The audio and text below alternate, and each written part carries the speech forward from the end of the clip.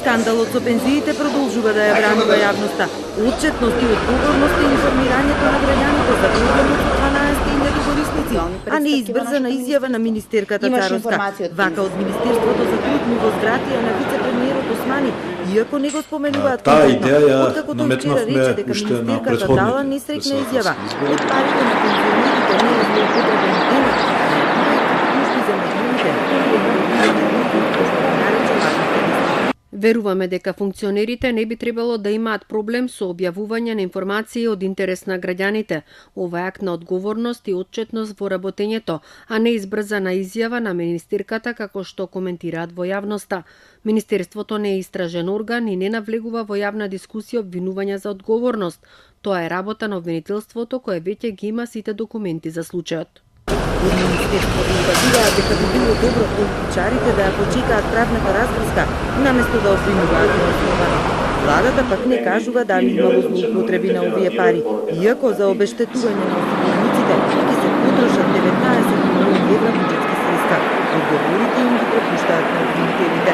Очигледно е дека парите кои се уплаќале за 12.000 граѓани не се слевале во вториот пензиски столб.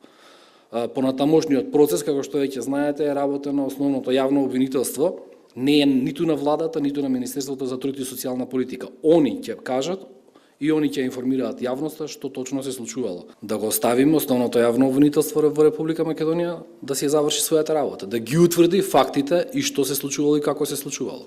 Бошњаковски вели дека владата функционира нормално, на владините седници па и на вчерашната немало министерска кавга за оваа тема.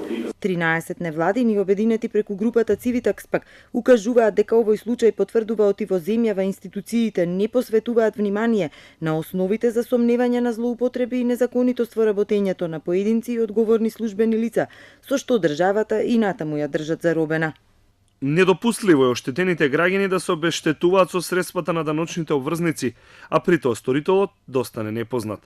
Во вакви услови владата треба да ја преземе својата одговорност и да утврди кој од одговорните службени лица во МАПАС, Фондот за ПИОМ и раководителите на операторите на вториот пензиски столб се приклучил во незаконитото однесување со прикривање и непријавување, како и да ги утврди директните одговорни лица, а против нив да поведе постапка за утврдување на одговорноста и за изрекување на со закон предвидени санкции за секое дејствие сторено со намера, сторување или пропуштање.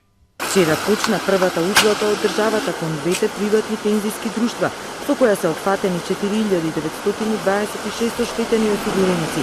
И таа треба да заврши до крајот на месецов. Уплатата пак за сите 12.000 осигуреници треба да се инициира до средината на годината.